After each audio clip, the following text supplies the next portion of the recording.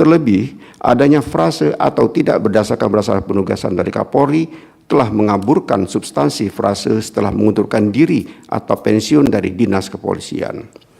Dalam pasal 28 ayat 3 Undang-Undang 2 2002, perumusan yang demikian berakibat menimbulkan ketidakpastian hukum dalam pengisian bagi anggota Polri yang dapat menduduki jabatan di luar kepolisian dan sekaligus menimbulkan ketidakpastian hukum bagi karir ASN yang berada di luar institusi kepolisian.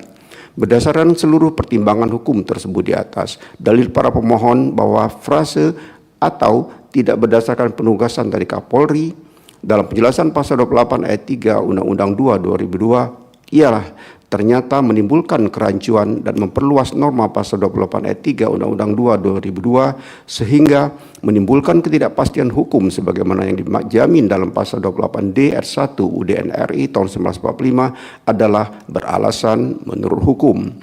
Menimbang bahwa berdasarkan seluruh uraian pertimbangan hukum sebagaimana diuraikan di atas, frase tanda kutip atau tidak berdasarkan penugasan dari Kapolri dalam penjelasan pasal 28 ayat 3 Undang-Undang 2 2002 telah ternyata tidak memberikan jaminan perlindungan dan kepastian hukum sebagaimana ketentuan pasal 28D ayat 1 UUD RI tahun 1945 sebagaimana yang didalilkan para pemohon.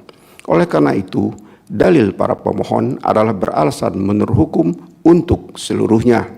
Paragraf 3.14 dianggap telah diucapkan, konklusi dianggap diucapkan berdasarkan Undang-Undang Dasar Negara Republik Indonesia tahun 1945 dan seterusnya dianggap telah diucapkan.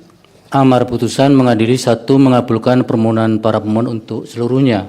2. Menyatakan frase atau tidak berdasarkan penugasan dari Kapolri dalam penjelasan pasal 28 ayat 3 Undang-Undang Nomor 2 Tahun 2002 tentang Kepolisian Negara Republik Indonesia, Lembaran Negara Republik Indonesia tahun 2002 Nomor 2, tambahan Lembaran Negara Republik Indonesia Nomor 4168 bertentangan dengan Undang-Undang Dasar Negara Republik Indonesia tahun 1945 dan tidak mempunyai kekuatan hukum mengikat.